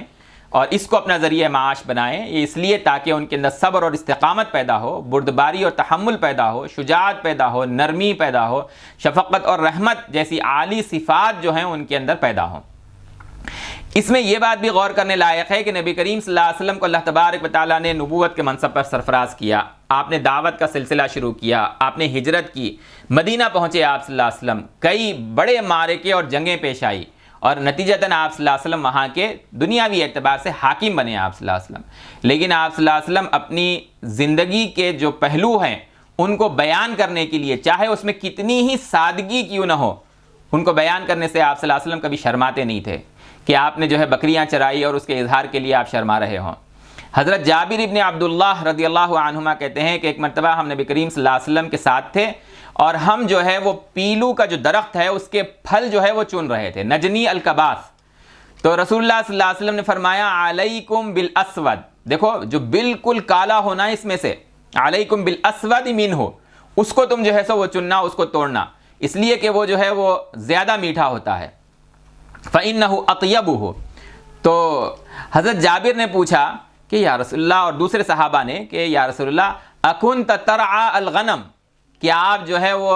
بکریاں چرایا کرتے تھے؟ تو نبی صلی اللہ علیہ وسلم جواب دیا وَهَلْ مِن نَبِيٍّ إِلَّا وَقَدْ رَعَاهَا، کوئی نبی ایسے نہیں گزرے ہیں جنہوں نے یہ کام نہ کیا ہو، سب نے بکریوں کو چرایا ہے۔ امام بخاری رحمۃ اللہ علیہ نے اس حدیث کو نقل کیا ہے۔ آپ صلی اللہ علیہ وسلم اتنے بڑے منصب پر جو ہے فائز ہونے کے باوجود، لیکن آپ صلی اللہ علیہ وسلم اپنے ماضی کی سادگی کو کبھی چھپاتے نہیں تھے، اپنی ترقیوں کے باوجود آپ صلی اللہ علیہ وسلم اپنی سادہ زندگی میں کوئی تبدیلی بھی نہیں لاتے تھے۔ قرآن مجید نے آپ صلی اللہ علیہ وسلم کے احوال کو الگ الگ جگہوں کے اوپر نبوت کے بعد ذکر کیا، انہی میں سے سورۃ الضحیٰ بھی ہے جس میں آپ صلی اللہ علیہ وسلم کی زندگی کا جو ہے وہ نقشہ کھینچا گیا ہے، جس میں الضحیٰ اور اللیل اذا سجا کی قسم کھانے کے بعد اللہ تبارک و تعالیٰ نے رسول اللہ صلی اللہ علیہ وسلم کو تسلی دی، ما ودعک ربک وما قلی۔ یہ آپ صلی اللہ علیہ وسلم پر جو ہے نبوت کے بعد الزام لگایا کسی موقع کے اوپر، آپ صلی اللہ علیہ وسلم سے کچھ سوالات کیے گئے، ان سوالات کے جواب میں جو ہے تاخیر ہوئی، تو جن مشرک مخالفین نے آپ صلی اللہ علیہ وسلم سے سوالات کیے تھے، اس کے جواب میں تاخیر ہونے پر کہا کہ محمد کے رب نے محمد کو چھوڑ دیا، نعوذ باللہ۔ تو سورۃ الضحیٰ میں اس کا جواب آیا، ما ودعک ربک وما قلی۔ آپ جو ہیں آخرت جو ہے آپ کی اس دنیا سے کہیں زیادہ بہتر ہوگی، اللہ تعالیٰ آپ کو اتنا دے گا کہ آپ جو ہے وہ راضی ہو جائیں گے، وَلَسَوْفَ يُعْطِيكَ رَبُّكَ فَتَرْضَىٰ۔ اور پھر آپ صلی اللہ علیہ وسلم کی زندگی کے احوال کو اس صورت میں بیان کیا گیا، أَلَمْ يَجِدْكَ يَتِيمًا فَآوَىٰ، کیا آپ کے رب کا یہ معاملہ نہیں ہے کہ آپ کو جو ہے یتیم پایا تو آپ کو ٹھکانہ دیا۔ آپ صلی اللہ علیہ وسلم کے اوپر کتنے احوال آئے یتیمی کے، پہلے والد ماجد کا جو ہے انتقال ہوا جبکہ آپ حمل میں تھے، پھر جو ہے والدہ ماجدہ کا انتقال ہوا، یہ سب آپ صلی اللہ علیہ وسلم کی ابھی عمر جو ہے وہ 6 برس تھی، اس کے اندر ہی اندر جو ہے یہ واقعات پیش آ گئے۔ لیکن آپ صلی اللہ علیہ وسلم کو اللہ تبارک و تعالیٰ نے ہر مرحلے کے اوپر جو ہے آپ کے ٹھکانے کا اور آپ کی کفالت کا انتظام فرمایا۔ وَوَجَدَكَ ضَالًّا فَهَدَىٰ، وَجَدَكَ ضَالًّا بے مقصد جو ہے ایک زندگی، اور اس کے مقابلے میں پھر اللہ تبارک و تعالیٰ نے نبوت کے ذریعے سے اور وحی نازل کر کے اور کتاب دے کر جو ہے وہ ہدایت دی۔ وَوَجَدَكَ عَائِلًا فَأَغْنَىٰ، آپ جو ہے وہ عائل تھے، گھریلو ذمہ داریاں آپ پر بہت زیادہ تھیں، بیوی کی، بچوں کی، اور پھر جو ذمہ داریاں آپ نے خود اپنے اوپر جو ہے وہ عائد کر لی تھی، معاشرے کے کمزور لوگوں کی مدد کرنے کی، اللہ تبارک و تعالیٰ نے آپ کو جو ہے وہ غنی بنایا یا بے نیاز کر دیا۔ یعنی اللہ تبارک و تعالیٰ نے آپ کو ایسا بنایا کہ اگر ہے اللہ کے رسول صلی اللہ علیہ وسلم کے پاس تو دوسروں کو عطا کرنے والے، اور اگر آپ صلی اللہ علیہ وسلم کے پاس وسائل نہیں ہے تو آپ جو ہے وہ غنا آپ کے اندر بدرجہ اولا اور بدرجہ اتم آپ کے مزاج کے اندر بھرا ہوا۔ اس صورت میں آپ صلی اللہ علیہ وسلم کو 3 ہدایات دی گئیں، فَأَمَّا الْيَتِيمَ فَلَا تَقْهَرْ وَأَمَّا السَّائِلَ فَلَا تَنْهَرْ وَأَمَّا بِنِعْمَةِ رَبِّكَ فَحَدِّثْ۔ یہ آخر کی 3 آیات کے اندر 3 باتوں کی آپ صلی اللہ علیہ وسلم کو تعلیم دی گئی کہ یتیم کا لفظ استعمال کیا گیا ہے جس میں تمام کمزوروں کو شامل ہے، اس کو مانا کہ کمزوروں کے ساتھ آپ جو ہے وہ سختی کے ساتھ نہ پیش آئیے، اور کسی مانگنے والے کو آپ جو ہے وہ جھڑکیے مت، اور ہمیشہ جو ہے اللہ تبارک و تعالیٰ کی نعمتوں کی شکر گزاری کرتے رہا کیجئے۔ اور یہ 3 پہلو آپ صلی اللہ علیہ وسلم کی زندگی کے اندر غیر معمولی طور پر جو ہے وہ پائے جاتے تھے۔ کمزوروں کے ساتھ آپ نہایت نرمی اور شفقت کے ساتھ پیش آتے، اور مانگنے والوں کو آپ صلی اللہ علیہ وسلم ہمیشہ عطا کرتے، اور اللہ تبارک و تعالیٰ کی نعمتوں پر آپ صلی اللہ علیہ وسلم ہمیشہ شکر گزاری کا رویہ جو ہے وہ اختیار کرتے۔ یہ ہے شکر گزار ہونا، کو ہم عام طور پہ یہ سمجھتے ہیں کہ ناشکری نہیں کرنا، لیکن شکر گزاری کا ایک بہت اہم پہلو یہ ہے کہ اپنی زبان سے اس کو بیان کیا جائے۔ اما بنعمت ربک فحدث، آپ کے ساتھ اللہ تبارک و تعالیٰ نے جو ہے وہ فراخی کا معاملہ کیا ہے، رزق کے دروازے آپ کے لیے کھول دیے ہیں، تو اس کو اپنی زبان سے بیان کرو، اپنے لباس کے ذریعے سے اس کو ظاہر کرو۔ صحت اللہ تبارک و تعالیٰ نے آپ کو دی ہے، اولاد کی نعمت سے آپ کو نوازا ہے، علم کی دولت سے آپ کو نوازا ہے، عزت کی دولت سے آپ کو نوازا ہے، خاندان اعلیٰ حسب و نسب سے آپ کو نوازا ہے، اولاد جو ہے وہ اس کی نعمت سے اللہ تبارک و تعالیٰ نے آپ کو نوازا ہے۔ جو بھی نعمت اللہ تبارک و تعالیٰ سے ملی ہے اس کو اپنی زبان سے بیان کرو، اس پر شکر گزاری کا، نعمت پر شکر گزاری کا اہم ترین ذریعہ، اس کا ایک حصہ ہے کہ اس نعمتوں کا ذکر کر کے اس پر شکر گزاری کا اظہار کیا جائے، کہ اس کو کہا جائے کہ اللہ تعالیٰ نے میرے ساتھ یہ نعمت کا معاملہ فرمایا ہے، اور پھر اس پر شکر گزاری ہو۔ یہ آپ صلی اللہ علیہ وسلم کے جو ہے وہ اخلاق ہیں۔ اس کے اندر کچھ پہلو جو خاص طور سے ذکر کرنے لائق ہیں کہ جیسے جیسے آپ کی عمر مبارک جو ہے وہ بڑھ رہی تھی، آپ صلی اللہ علیہ وسلم کے اندر کس قسم کے خاص جو ہے وہ احوال تھے، اور اس پورے دور میں بچپن سے لے کر جوانی تک کے دور میں آپ صلی اللہ علیہ وسلم اس معاشرے کے اندر، یعنی مکہ کے معاشرے کے اندر، قریش کے معاشرے کے اندر، اور اپنے ہم عمر لوگوں کے معاشرے کے اندر، اپنے سے بڑوں کے معاشرے کے اندر، قبیلے کے اندر، خاندان کے اندر، آپ صلی اللہ علیہ وسلم ان کے کیا حالات تھے اور خود آپ صلی اللہ علیہ وسلم کے کیا حالات تھے۔ نبی کریم صلی اللہ علیہ وسلم کے احوال میں ایک بہت اہم ترین پہلو یہ کہ آپ صلی اللہ علیہ وسلم بتوں کی پرستش سے ہمیشہ نفرت کرتے تھے، برے اخلاق سے ہمیشہ آپ صلی اللہ علیہ وسلم بچتے تھے اور بیزار رہتے تھے، اور بہت سے موقعوں پر اللہ تبارک و تعالیٰ نے آپ صلی اللہ علیہ وسلم کا تحفظ کیا ہے، حفاظت فرمائی ہے۔ انبیاء علیہ السلام کے لیے حفاظت کا سلسلہ ایک مستقل موضوع ہے۔ آپ صلی اللہ علیہ وسلم ابھی بچے تھے، حضرت حلیمہ سعدیہ کے پاس آپ صلی اللہ علیہ وسلم کے شق صدر کا واقعہ پیش آیا، جس کو ہم نے پچھلی نشستوں میں ذکر کیا ہے، اور حضرت شیطان کو جو ہے آپ صلی اللہ علیہ وسلم سے دور کیا گیا۔ ایسے ہی ہر مرحلے پر، بچپن میں، جوانی میں آپ کی جو ہے اور انبیاء علیہ السلام کی مستقل نگہداشت کے ذریعے سے برے جذبات اور منفی جذبات سے ان کو دور رکھا جاتا۔ خود ان کی اپنی ذاتی سرشت اور طینت اور ان کا کردار ایسے ہوتا کہ انبیاء علیہ السلام برائیوں سے اور گندگیوں سے جو ہے وہ دور رہتے۔ جاہلیت کے اندر نبی صلی اللہ علیہ وسلم کی بعثت سے پہلے جو زمانے جاہلیت ہے، عربوں کے اور قریش کے اندر جو گندگی کے آثار تھے، نبی صلی اللہ علیہ وسلم ہمیشہ خود کو اس سے بچائے رکھے۔ بت پرستی آپ صلی اللہ علیہ وسلم ہمیشہ اس سے دور رہے۔ انبیاء کی تعلیم کا اصل نقطہ یہی ہوتا ہے کہ ہمارا خالق جو ہے، ہمارا پیدا کرنے والا، ہمارا مالک ہے۔ تمام کائنات کے امور کی تدبیر جو ہے وہی کر رہا ہے۔ ہر طرح کا تصرف، کنٹرول، اختیار اس کائنات پر بھی اور ہماری زندگیوں پر بھی صرف ہمارے پیدا کرنے والے کو حاصل ہے۔ کوئی نفع پہنچتا ہے تو صرف اللہ سے پہنچتا ہے، کسی نقصان کا مالک ہے تو وہ صرف اللہ ہے، اللہ کے ساتھ کوئی شریک نہیں ہے۔ یہ انبیاء علیہ السلام کی تعلیمات کا جو ہے وہ غالب حصہ، بنیادی نقطہ۔ اور دوسرا بنیادی نقطہ یہ کہ انبیاء علیہ السلام اپنی قوموں کو یہ تعلیم دیتے کہ اللہ تعالیٰ نے تم کو انسان بنا کر عزت بخشی۔ بنی آدم جو ہے وہ اپنے پیدا کرنے کے علاوہ کسی کی پرستش نہ کرے، اللہ نے پیدا کیا ہے، وہ مالک ہے، وہی نفع اور نقصان کا جو ہے ہمارے نفع وہی پہنچاتا ہے، نقصان سے وہی بچاتا ہے۔ جو بھی چیز ہمیں حاصل ہے، ما کان بی من نعمت او باحد من خلقک فمنک وحدک، یہ نبی کریم صلی اللہ علیہ وسلم کی عمومی دعا کہ اللہ کوئی نعمت جو مجھے حاصل ہے وہ صرف آپ سے حاصل ہے، لا شریک لک، اس میں آپ کے ساتھ اے اللہ کوئی شریک نہیں ہے، فلک الحمد والشکر، صرف اور صرف اللہ کی شکر گزاری ہو، اسی کے آگے انسان اپنی پیشانی کو جھکائے۔ یہ انبیاء علیہ السلام کی تعلیم کہ اللہ تعالیٰ نے جو عزت کا مقام تم کو دیا ہے، تمہارا خالق صرف اللہ ہے، صرف اسی کے آگے سر جھکاؤ، باقی سب مخلوق ہیں، ان میں سے کسی کے آگے بندہ اپنے سر کو نہ جھکائے۔ حضرت ابو ہریرہ رضی اللہ تعالی عنہ نے نبی کریم صلی اللہ علیہ وسلم کے اس ارشاد کو نقل کیا، کل مولود یولد علی الفطرہ فابواہ یہودانہ او ینصرانہ او یمجسانہ۔ صحیح بخاری کی جو ہے حدیث ہے کہ انسان جو ہے وہ فطرت سلیم پر پیدا کیا جاتا ہے، کہ اگر موانع نہ ہو، رکاوٹیں نہ ہوں، باپ جو ہے وہ یہودی ہے تو بیٹے کو یہودی بنا دیا، باپ نصرانی ہے تو بیٹے کو نصرانی بنا دیا، باپ مجوسی ہے تو بیٹے کو مجوسی بنا دیا، باپ جو ہے مشرک ہے تو وہ بیٹے کو مشرک بنا دیا،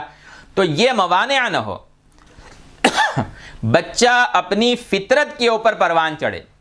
تو اس کی جو فطرت سلیم ہے، چاہے وہ کتنے ہی ناموافق اور شرکیہ ماحول کے اندر پرورش پائے، اگر اس کی فطرت سلیم باقی رہے تو وہ حق کو قبول کرتا ہے، حق تک پہنچتا ہے۔ جیسے حضرت ابراہیم علیہ السلام ہیں، پوری قوم جو ہے وہ بت پرست ہے، گھرانہ ان کا جو ہے وہ بت پرست ہے، باپ کا پیشہ جو ہے وہ بت بنانا اور اس کو بیچنا ہے، لیکن حضرت ابراہیم نے اپنی فطرت سلیمہ کو برقرار رکھا اور انہوں نے کبھی بت پرستی کو جو ہے وہ قبول نہیں کیا۔ حضرت ابراہیم نے اپنا رخ ہمیشہ اللہ تبارک و تعالیٰ کی طرف رکھا، انی وجہت وجہی للذی فطر السماوات والارض حنیفا وما انا من المشرکین۔ حالانکہ ان کی قوم نے ان کے ساتھ جو ہے وہ بحثیں کی، جس کو قرآن مجید نے نقل کیا ہے، وحاجہ قومہ، اور حضرت ابراہیم نے کیا جواب دیا، اللہ کے بارے میں مجھ سے بحث کر رہے ہو، حالانکہ اللہ تعالیٰ نے تو مجھے ہدایت دے دی ہے، میں تم جن لوگوں کو، جن بتوں کو تم اللہ کے ساتھ شریک کرتے ہو، میں ان سے ڈرتا نہیں ہوں،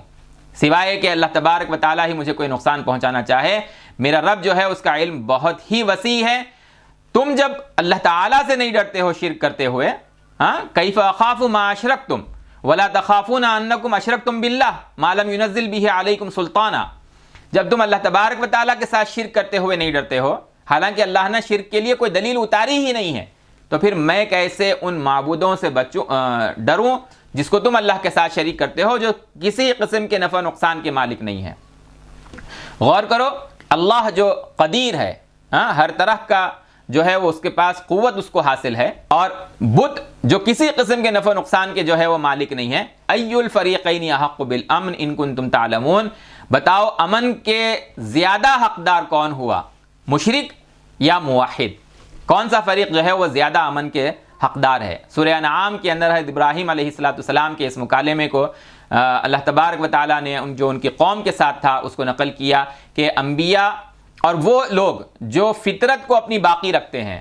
تو پھر جو ہے وہ نصارہ کا ماحول، مجوسوں کا ماحول، مشرکین کا ماحول، یہودیت کا ماحول انہیں متاثر نہیں کرتا۔ جیسے قرآن مجید نے اس کو ذکر کیا اصحاب کہف کے بارے میں،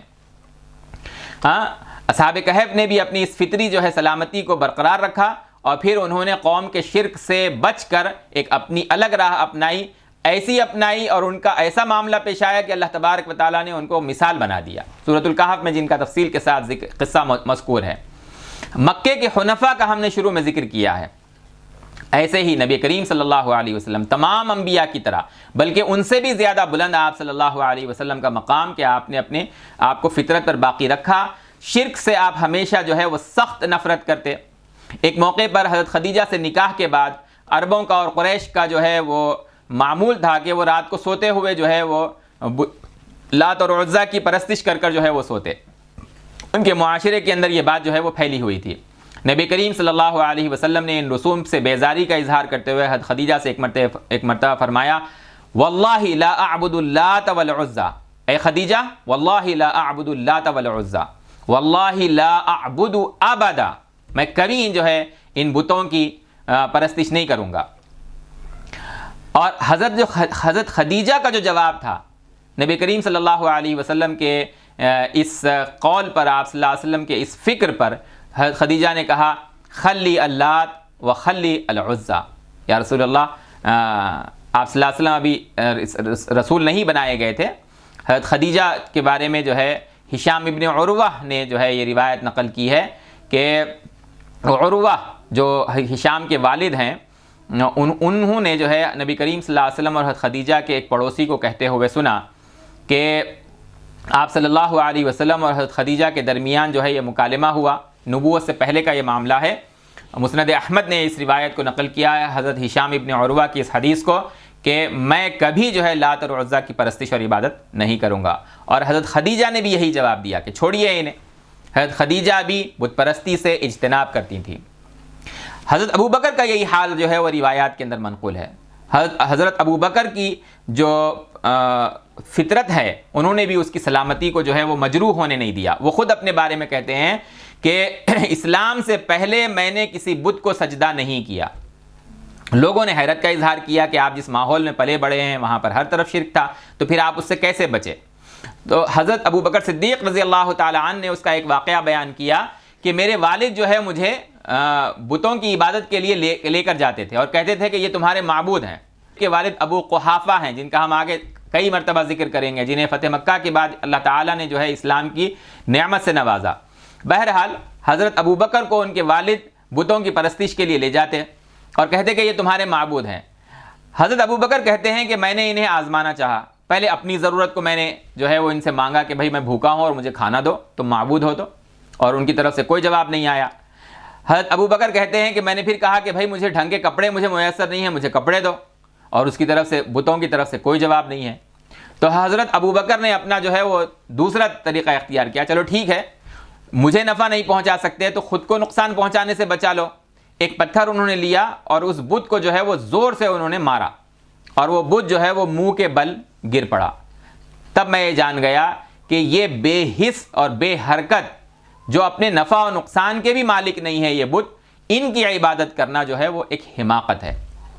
یہ نبی کریم صلی اللہ علیہ وسلم کے پیروکاروں کا حال ہے، تو وہ ہستی جو نبی بننے والی ہے ان کی شرک سے اور بتوں سے بیزارگی کا کیا حال ہوگا ہم سمجھ سکتے ہیں۔ نبی کریم صلی اللہ علیہ وسلم نہ صرف خود بتوں کی پرستش سے گریز کرتے تھے بلکہ دوسروں کو بھی اس سے روکتے تھے۔ آپ صلی اللہ علیہ وسلم کی تربیت میں رہنے والے حضرت زید ابن حارثہ کہتے ہیں کہ ایک مرتبہ آپ صلی اللہ علیہ وسلم کعبۃ اللہ کے گھر کا طواف کر رہے تھے، اور اللہ کے گھر کے اطراف میں جو ہے وہ بت رکھے ہوئے تھے۔ آپ صلی اللہ علیہ وسلم ہمیشہ ان بتوں سے جو ہے وہ گریز کرتے تھے۔ طواف آپ کعبے کا کرتے تھے۔ قریش جب کعبے کا طواف کرتے تو ان بتوں کے پاس ٹھہر کر استلام کرتے. استلام کیا ہے؟ ان کو عقیدت سے چھونا، ان کو چومنا، یا ان کو چھو کر اپنے ہاتھ کو چومنا، یہ استلام ہے. تو اساف اور نائلہ جو کعبے کے اطراف صفا اور مروہ کے اوپر جو بت تھے، ان کو حضرت زید نے ایک موقع پر آپ صلی اللہ علیہ وسلم کے ساتھ موجود جب تھے اور طواف کر رہے تھے تو انہوں نے اساف اور نائلہ کو چھوا، عقیدت کے ساتھ استلام کیا. تو نبی کریم صلی اللہ علیہ وسلم نے حضرت زید سے کہا یہ مت کرو. حضرت زید نے سوچا کہ اس میں کیا برائی ہے، ایک مرتبہ اور میں کر کے دیکھتا ہوں کہ آپ کا رد عمل کیا ہوگا، نبی صلی اللہ علیہ وسلم کا ری ایکشن کیا ہوگا. تو انہوں نے پھر کیا ویسے. تو رسول اللہ صلی اللہ علیہ وسلم نے سختی کے ساتھ منع کیا اور کہا تمہیں اسے منع نہیں کیا گیا تھا. حضرت زید کہتے ہیں فوالذی هو اکرمہ وانزل علیہ الکتاب مستلم صنما حتی اکرمہ اللہ بالذی اکرمہ وانزل علیہ، کہ نبی اکرم صلی اللہ علیہ وسلم نے کبھی کسی بت کا استلام نہیں کیا.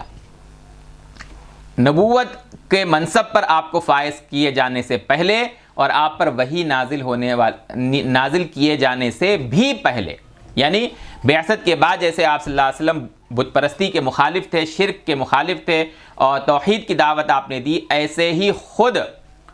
جو ہے نبوت سے پہلے کبھی کسی بت کی پرستش کے اندر آپ مبتلا نہیں ہوئے، بلکہ دوسروں کو آپ صلی اللہ علیہ وسلم اس سے روکتے تھے. امام بیہقی نے دلائل النبوہ میں حضرت زید ابن حارثہ کی اس گواہی کو، اس شہادت کو نقل کیا. حضرت زید کی گواہی یہ ان کی گواہی ہے جن کو نبی صلی اللہ علیہ وسلم بیٹوں کی طرح اپنے ساتھ عزیز رکھتے تھے. سفر اور حضر میں ہمیشہ نبی کریم صلی اللہ علیہ وسلم حضرت زید کو اپنے ساتھ رکھتے تھے. روایات میں آیا ہے کہ قریش جو ہے وہ ایک مشرک قوم تھی، تو طرح طرح کے انہوں نے شرک کے جو ہے وہ طریقے نکال رکھے تھے. اس کے لیے جو ہے وہ عیدیں انہوں نے بنا رکھی تھی، میلے جو ہے وہ لگاتے تھے. بوانا جو ہے یہ ینبوع کے پاس ایک مقام ہے، ایک پہاڑ کی چوٹی ہے بحیر احمر کے جو ہے ساحل کے قریب، اور اس کے قریب جو ہے وہ دو پانی کے چشمے تھے، قصیبہ اور المجاز. یہ قریش جو ہے وہ بوانا کے پاس جا کر ہر سال ایک بت کی جو ہے وہ عبادت کرتے تھے، وہاں عید مناتے تھے، میلہ وہاں پر لگاتے تھے. نبی صلی اللہ علیہ وسلم سے ان کے رشتہ داروں نے، چچاؤں نے، پھوپھیوں نے کہا کہ چلو اس سال بھی چلتے ہیں. تو آپ صلی اللہ علیہ وسلم نے جو ہے وہ صاف انکار کر دیا، اور آپ صلی اللہ علیہ وسلم کے چچا اور آپ کی پھوپھیاں جو ہے آپ صلی اللہ علیہ وسلم کے اس رویے کی وجہ سے آپ سے ناراض ہو گئے. لیکن آپ صلی اللہ علیہ وسلم نے ایک موقع پر اگر شرکت بھی کی تو عبادات سے جو ہے شرکیہ عبادات سے دوری اختیار کی آپ صلی اللہ علیہ وسلم نے، اور پھر کبھی آپ صلی اللہ علیہ وسلم نے جو ہے وہ ان کے میلوں میں اور ان کی عید میں آپ صلی اللہ علیہ وسلم نے شرکت نہیں کی. اسی طریقے سے بتوں کے نام پر وہ جو ذبیحہ کاٹتے تھے، جو جانوروں کو قربان کرتے تھے، تو آپ صلی اللہ علیہ وسلم کبھی اس کو جو ہے وہ استعمال نہیں کرتے، آپ ان کو کبھی نہیں کھاتے. بلدہ جو ہے مکے کے اندر، مکے کے مغرب میں ایک ندی تھی اور اس کی ایک وادی، اسی سے موسوم ایک وادی تھی جو غار حرا سے لے کے مر الظہران تک اس کا سلسلہ تھا، حدیبیہ کے شمال کے اندر. تو اس وادی میں جب قریش جمع ہوتے، نبی کریم صلی اللہ علیہ وسلم ان کے ساتھ ہوں، تو وہاں جو دسترخوان لگتا، اس پر جو گوشت رکھا جاتا وہ ہوتا جو بتوں کے نام پر جو ہے ذبح کیا ہوا تھا. نبی صلی اللہ علیہ وسلم نے جو ہے وہ صاف اس کو کھانے سے منع کر دیا. حضرت زید ابن عامر ابن نفیل جن کے حنفاء کے ذکر میں ہم نے جن کا بالکل آغاز میں جو ہے ان کو ذکر کیا ہے، وہ بھی اس وقت وہاں موجود تھے. انہوں نے بھی کہا کہ یہ بتوں کے نام پر ذبح کیے ہوئے جانوروں کا گوشت ہے جو دسترخوان پر لگایا گیا ہے، میں بھی اس کو کھانے سے جو ہے وہ منع کرتا ہوں، اس سے گریز کروں گا. حضرت زید کا اور نبی کریم صلی اللہ علیہ وسلم کا جن مقامات پر ملاقات ثابت ہے ان میں سے ایک یہ بھی ہے. نبی صلی اللہ علیہ وسلم نے بھی بتوں کے نام پر ذبح کیے ہوئے جانوروں کو کھانے سے منع کیا، اور اسی طریقے سے جو ہے حضرت زید ابن عامر ابن نفیل جو حنیف ہے، زید ابن حارثہ نہیں، انہوں نے بھی جو ہے وہ صاف منع کر دیا کہ بتوں کے نام پر جو جانور ذبح کیے گئے ہیں میں اس کو نہیں کھاؤں گا. حضرت زید کا یہ مقولہ جو ہے وہ منقول ہے کہ انہوں نے اس وقت اور کیا کہا کہ اس بکری کو اللہ نے پیدا کیا، اس کا جو چارہ ہے جس کو بکری کھا کر جو ہے وہ پلتی ہے، بڑھتی ہے، اس کے لیے بارش جو ہے وہ اللہ پیدا کرتا ہے، چارہ اس کو اللہ پیدا کرتا ہے، اور تم پھر اس کو جو ہے وہ غیر اللہ کے نام پر جو ہے ذبح کر دیتے ہو. تو نبی کریم صلی اللہ علیہ وسلم نبوت سے پہلے آپ صلی اللہ علیہ وسلم نے ہمیشہ جو ہے وہ بت پرستی سے اور شرکیہ مظاہر سے، شرکیہ رسوم سے، مشرکین کے میلوں سے، ان کی عیدوں سے، ان کے ذبیحے سے آپ صلی اللہ علیہ وسلم ہمیشہ اجتناب کیا کرتے نبوت سے پہلے بچپن سے لے کے آپ صلی اللہ علیہ وسلم کی جوانی اور آپ صلی اللہ علیہ وسلم کے بعثت تک آپ کا ہمیشہ یہی معمول رہا. اور اخلاقی اعتبار سے آپ صلی اللہ علیہ وسلم جہاں دیگر اور بہت ساری آپ کے اندر خوبیاں تھیں، ان میں سے ایک اہم ترین تھا کہ آپ صلی اللہ علیہ وسلم ہمیشہ جھوٹ سے سختی سے اجتناب کرتے. انسان کے اخلاق کا ایک بہت بڑا حسن یہ ہے کہ اس کے اندر سچائی ہو. اللہ ہم سب کے اندر اس کو پیدا کر دے. اخلاقی جو مورل جو ویلیوز ہیں اس میں سچائی کو اختیار کرنا ایک بہت اہم ترین ویلیو ہے، بہت اہم ترین قدر اور اصول ہے، جس کو جو ہے وہ سچائی کی خوبی کی بنیاد پر اختیار کیا جاتا ہے. کسی لالچ کی بنیاد پر سچ کو اختیار کرنا، یا جو ہے کسی خوف کی بنیاد پر سچ کو اختیار کرنا، یا کسی لالچ کی بنیاد پر سچ کو جو ہے وہ چھوڑ دینا، یا کسی خوف کی بنیاد پر جو ہے وہ سچ کو چھوڑ دینا، یہ آپ صلی اللہ علیہ وسلم کے اندر جو ہے وہ نہیں تھا. اور جاہلیت کے دور کے اندر عرب جو ہے وہ بڑی دیدہ دلیری سے جو ہے وہ جھوٹ بولتے تھے، شیخیاں بگاڑتے ہوئے جھوٹ بولتے تھے، لطف اندوز ہوتے ہوئے جو ہے وہ جھوٹ بولتے تھے. اس معاشرے میں آپ صلی اللہ علیہ وسلم پیدا ہوئے، لیکن کبھی آپ نے جھوٹ نہیں کہا. اہل مکہ آپ صلی اللہ علیہ وسلم کی اس صفت کی بنیاد پر گواہی دیا کرتے تھے، آپ کی صداقت کی اور آپ کی امانت کی. آپ صلی اللہ علیہ وسلم کی سچائی کی جو ہے وہ گواہی دیا کرتے تھے. اللہ تعالیٰ کا جو پیغام ہے وہ ایک حق اور سچ پیغام ہے، اور اس کو انسانوں تک پہنچانے کے لیے اللہ تبارک و تعالیٰ جن ہستیوں کو چنتا ہے، جن ہستیوں کو اللہ تبارک و تعالیٰ منتخب فرماتے ہیں، جن انبیاء کا آپ اللہ تعالیٰ انتخاب فرماتے ہیں، وہ سب کے سب سچائی کے اور صدق کے اور صدیقیت کے انتہائی اعلیٰ مقام پر جو ہے وہ فائز ہوتے ہیں. قرآن مجید میں سورہ مریم کے اندر ذکر کیا گیا وَذْكُرْ فِي الْكِتَابِ ابراہیم اِنَّهُ كَانَ صِدِّيقًا نَبِيًّا. حضرت اسماعیل کے بارے میں فرمایا وَذْكُرْ فِي الْكِتَابِ اسماعیل اِنَّهُ كَانَ صَادِقَ الْوَعْدِ وَكَانَ رَسُولًا نَبِيًّا. اسی طریقے سے حضرت ادریس کے بارے میں فرمایا اِنَّهُ كَانَ صِدِّيقًا نَبِيًّا. انبیاء علیہم السلام کی یہ ایک غیر معمولی صفت کہ وہ انتہائی جو ہے صدق کا اہتمام کرنے والے، سچائی کا اہتمام کرنے والے، امانت دار اور امانت داری کا جو ہے وہ اہتمام کرنے والے. نبی کریم صلی اللہ علیہ وسلم کو اہل مکہ الصادق الامین کہتے تھے.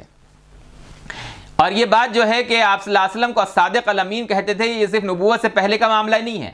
آپ صلی اللہ علیہ وسلم پر جب وحی کا سلسلہ آیا پہلی مرتبہ اور آپ صلی اللہ علیہ وسلم نے دعوت کو شروع کر دیا، تو سب سے پہلے اپنے قریبی حلقے کو آپ نے دعوت دی. اسی دور میں حضرت خدیجہ اسلام قبول کر چکی ہیں، حضرت ورقہ ابن نوفل اسلام کا اپنے اظہار کر چکے ہیں، حضرت ابو بکر اسلام قبول کر چکے ہیں، حضرت عثمان اسلام قبول کر چکے ہیں. کچھ عرصے کے بعد اللہ کے رسول صلی اللہ علیہ وسلم سیرت کے بعض روایات کے مطابق یہ سلسلہ تقریباً 3 برس تک چلا، اور پھر اللہ کے رسول صلی اللہ علیہ وسلم پر قرآن مجید کا حکم نازل ہوا وَأَنذِرْ عَشِيرَتَكَ الْأَقْرَبِينَ. اپنے قریبی رشتہ داروں کے اوپر جو ہے آپ جو ہے انذار کا کام کیجئے، اپنے قریبی خاندان والوں کے اوپر جو ہے آپ آخرت سے ان کو ڈرائیے، شرک کے انجام سے ان کو ڈرائیے. اب آپ صلی اللہ علیہ وسلم نے جو ہے اپنے گھریلو دعوت کا بھی آپ نے انتظام کیا گھر کے اندر، اور صفا پہاڑی کے اوپر چڑھ کر آپ صلی اللہ علیہ وسلم نے جو ہے ایک ایک قریش کے قبیلے کو آواز دی، بلایا. اور جب سب قریب آ گئے تو آپ صلی اللہ علیہ وسلم نے ان سے پوچھا کہ اپنی سچائی کی گواہی آپ صلی اللہ علیہ وسلم نے طلب کی کہ کیا میں نے کبھی تم کو جو ہے وہ جھوٹ کہا ہے؟ تو قریش کے تمام لوگ جو اس وقت وہاں موجود تھے، جن کو آپ نے وہاں جمع کیا تھا، جن میں ابو لہب بھی موجود تھا، سب نے متفقہ طور پہ کہا ما جربنا علیک الا صدقا. ہم نے سوائے سچائی کے جو ہے کسی اور اعتبار سے آپ کا تجربہ نہیں کیا ہے، ہمیشہ ہم نے آپ کو سچ پایا ہے. بولیے کیا کہنا ہے، کس کے لیے آپ نے ہمیں جمع کیا ہے؟ امام بخاری رحمۃ اللہ علیہ نے اس حدیث کو نقل کیا ہے ما جربنا علیک الا صدقا. یہ آپ صلی اللہ علیہ وسلم کا اس وقت کا معاملہ ہے جبکہ آپ کے بارے میں سنگن شروع ہو چکی تھی کہ آپ جو ہے وہ شرک سے منع کر رہے ہیں، بت پرستی سے منع کر رہے ہیں اور توحید کی دعوت دے رہے ہیں. انذر عشیرتک الاقربین کے وقت جب آپ نے صفا پہاڑی پر سب کو جمع کیا، اس وقت بھی ان حالات میں بھی سب نے کہا کہ ہاں ہم نے آپ کو ہمیشہ سچ پایا ہے. یہ آپ صلی اللہ علیہ وسلم کا معاملہ تھا کہ آپ کے سخت مخالف بھی آپ کی سچائی، آپ کے صدق کی صفت کو قبول کرتے تھے. ابو سفیان ابن حرب رضی اللہ تعالی عنہ، جنہوں نے بعد میں اسلام قبول کیا فتح مکہ کے موقع پر، لیکن شروع میں جو اسلام کے سخت مخالفین تھے ان میں سے ایک تھے حضرت ابو سفیان. اسلام کے جو مخالفین تھے ان میں بھی الگ الگ چہرے تھے. ابو جہل اس کا رویہ الگ تھا، ابو لہب اس کا رویہ الگ تھا، ابو سفیان ان کا رویہ الگ تھا. آپ صلی اللہ علیہ وسلم کی مخالفت کرنے والے ہر ایک جیسے نہیں تھے.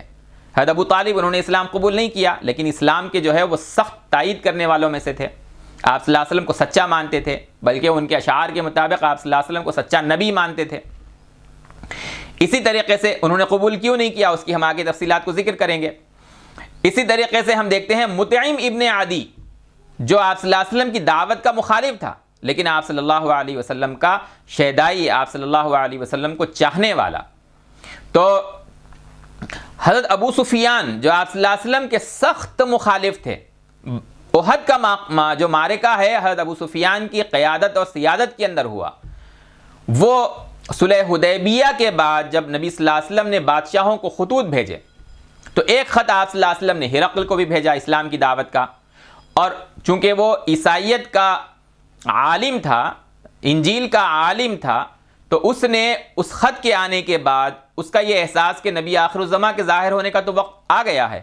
تو ان مدعی نبوت کے بارے میں ہم تحقیق کریں گے. چنانچہ اس نے اعلان کیا اپنے درباریوں کے سامنے کہ اس علاقے سے، مکہ سے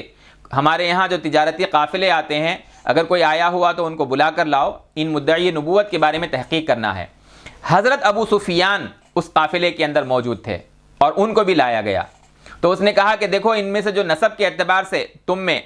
مدعی نبوت محمد صلی اللہ علیہ وسلم سے زیادہ قریب ہیں، وہ ذرا سامنے آ جاؤ، میں ان سے کچھ سوالات کرنے والا ہوں.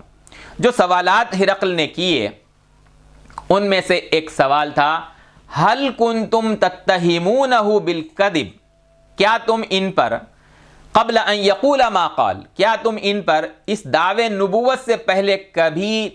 کذب کی، جھوٹ کی تہمت لگاتے تھے کہ ان کو جھوٹا تم نے کبھی کہا تھا؟ کیا تم نے ان کو کبھی جھوٹ بولتے ہوئے پایا؟ ان کے اوپر کبھی کسی نے جھوٹ کی تہمت اور کذب کی تہمت لگائی؟ تو حضرت ابو سفیان اس وقت تک اسلام قبول نہیں کیے ہیں، لیکن جواب دیتے ہیں قلت لا، میں نے کہا کہ نہیں، ان کے اوپر کبھی کسی نے جھوٹ کی تہمت نہیں لگائی. یہ نبی کریم صلی اللہ علیہ وسلم کی سچائی پر آپ کے مخالفین کی شہادت ہے. ایسے ہی ابو جہل اس امت کا جو ہے وہ فرعون، وہ آپ صلی اللہ علیہ وسلم کی شہادت کی جو ہے سچائی کی جو ہے وہ شہادت دیتا ہے. اخنس ابن شریق جو ہے ابو جہل کا دوست، بدر کی موقع پر جبکہ بدر کی لڑائی چل رہی ہے، دونوں کا جو ہے وہ مکالمہ روایات کے اندر منقول ہے، اور اخنس نے کہا کہ بھئی دیکھو یہاں تم اور میں دونوں ہی ہیں، یہ بتاؤ کہ کیا تم نے محمد کو کبھی جھوٹا پایا؟ تو ابو جہل نے صاف جواب دیا. یہ مکالمہ مکے کے اندر بھی جو ہے ایک موقع کے اوپر پیش آیا، اس کو آگے جا کر ہم اپنے مقام پر ذکر کریں گے. ابو جہل نے اس وقت صاف کہا کہ محمد بالکل سچے انسان ہیں، ہم نے ان کے اوپر کبھی جھوٹ کا تجربہ نہیں کیا، کبھی یہ نہیں دیکھا کہ انہوں نے کسی بات میں جھوٹ کہا ہو. معاملہ یہ ہے کہ ہمارا ہمیشہ بنو ہاشم سے مقابلہ تھا. ابو جہل جو ہے بنو مخزوم، قریش کا ایک بہت مضبوط قبیلہ بنو مخزوم ہے، دوسرا مضبوط قبیلہ بنو ہاشم ہے.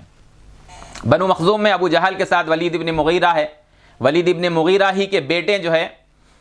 خالد ابن ولید ہیں رضی اللہ تعالی عنہ. اسی قبیلے بنو مخزوم ابو جہل ہی کے قبیلے سے نبی کریم صلی اللہ علیہ وسلم کی دادی ہیں حضرت عبداللہ کی والدہ فاطمہ بنت عمرو ابن عائذ المخزومی. تو ابو جہل نے کہا کہ یہ بنو ہاشم سے ہیں اور ہم بنو مخزوم سے ہیں، ہمارا ہمیشہ بنو ہاشم سے مقابلہ چلتا تھا. ہم جو ہے رفادہ، لوا، حجابہ، سقایا، یہ جتنے بھی کعبے کی خدمت کے جو شعبے ہیں، حجاج کی اور زائرین کی اور معتمرین کی جو خدمت کے شعبے ہیں، شجاعت میں اور دیگر اور میدانوں کے اندر ہمیشہ ہمارا جو ہے وہ کانٹے کا مقابلہ رہا ہے بنو ہاشم کے ساتھ. آج جو ہے بنو ہاشم کے اندر ایک مدعی نبوت پیدا ہو گیا اور وہ یقیناً سچا بھی ہے. اب ہم میں سے کون جو ہے وہ مدعی نبوت لے کر آئیں جو ان جیسا ہو. قرآن مجید نے اس کو نقل کیا ہے قد نعلم انہ لیحزنک الذی یقولون، ہم جانتے ہیں کہ آپ کو یہ جو جھوٹا کہتے ہیں دعوے نبوت کے اندر، تو اس سے پہلے اور آپ کے اخلاق اور کردار کے بارے میں انہوں نے کبھی نہیں کہا، یہ صرف آپ کے اس دعوے کے اوپر کہتے ہیں. آپ اس سے غمگین ہو رہے ہیں، ہم جانتے ہیں کہ آپ اس سے غمگین ہو رہے ہیں. انہم لا یکذبونک، یہ آپ کو جھوٹا نہیں کہہ رہے ہیں، وَلَكِنَّ الظَّالِمِينَ بِآيَاتِ اللَّهِ يَجْحَدُونَ، یہ ظالم تو در حقیقت اللہ کی آیات کا انکار کر رہے ہیں۔ اور لَقَدْ كُذِّبَتْ رُسُلٌ مِّن قَبْلِكَ فَصَبَرُوا عَلَىٰ مَا كُذِّبُوا وَأُوذُوا حَتَّىٰ أَتَاهُمْ نَصْرُنَا وَلَا مُبَدِّلَ لِكَلِمَاتِ اللَّهِ وَلَقَدْ جَاءَكَ مِن نَّبَإِ الْمُرْسَلِينَ، آپ کے پاس انبیاء کے واقعات آ چکے ہیں، ان کی تفصیل ہم نے بتلا دی ہے۔ انبیاء علیہ السلام کو جھٹلایا گیا، ان کو جو ہے وہ تکلیفیں پہنچائی گئی، انہوں نے اس کے اوپر صبر کیا۔ اللہ تعالیٰ کے جو کلمات ہیں وہ بدلنے والے نہیں ہیں، بالآخر اللہ تبارک و تعالیٰ کے دین کو جو ہے وہ نصرت ملے گی، کامیابی حاصل ہوگی۔